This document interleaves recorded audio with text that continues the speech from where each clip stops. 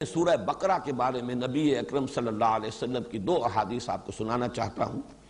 دونوں ترمذی سے ہیں اور دونوں کے راوی حضرت ابو ہریرہ رضی اللہ تعالیٰ عنہ. عن ابی ہریرہ رضی اللہ تعالیٰ عنہ ان رسول اللہ صلی اللہ علیہ وسلم قال لِكُلِّ شَيْءٍ سِنَامٌ وَسِنَامُ الْقُرْآنِ سورة البقرہ وَفِيهَا آیَةٌ هِيَ سَيِّدَةُ آیِ القرآن آیت الکرسی. حضور نے فرمایا ہر شے کی ایک چوٹی ہوتی ہے. ایک کوہان، جیسے اونٹ کی کے وجود میں وہ کوہان جو ہے بڑا نمایاں ہوتا ہے، ایسے ہی ہر شے میں، جس کو آپ انگریزی میں کلائمیکس سے تعبیر کرتے ہیں، ہر شے کا ایک کلائمیکس ہے، ہر شے کا ایک نقطہ عروج ہے، ہر شے کی ایک چوٹی ہے. اور قرآن کی چوٹی سورہ بقرہ ہے.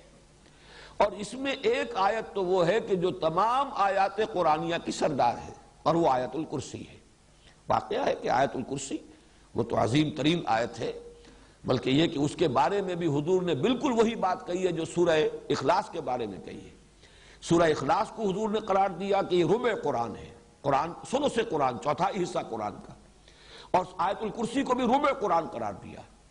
اس اعتبار سے اس کی بڑی عظمت ہے. دوسری حدیث ہے وہی حضرت ابو ہریرہ رضی اللہ تعالیٰ عنہ سے کہ حضور نے ارشاد فرمایا ان بیت الذی تقرأ فیہ البقرۃ لا یدخلہ الشیطان.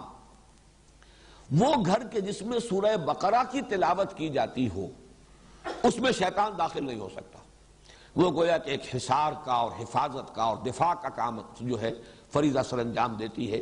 یہ سورہ بقرہ جس گھر میں کہ اس کے پڑھنے کا اہتمام ہوتا ہو، انتظام ہوتا ہو، بار بار پڑھا جاتا ہو، اس کا چرچا ہوتا رہتا ہو، تو جو شیطان ہے وہ اس سے بھاگتے ہیں.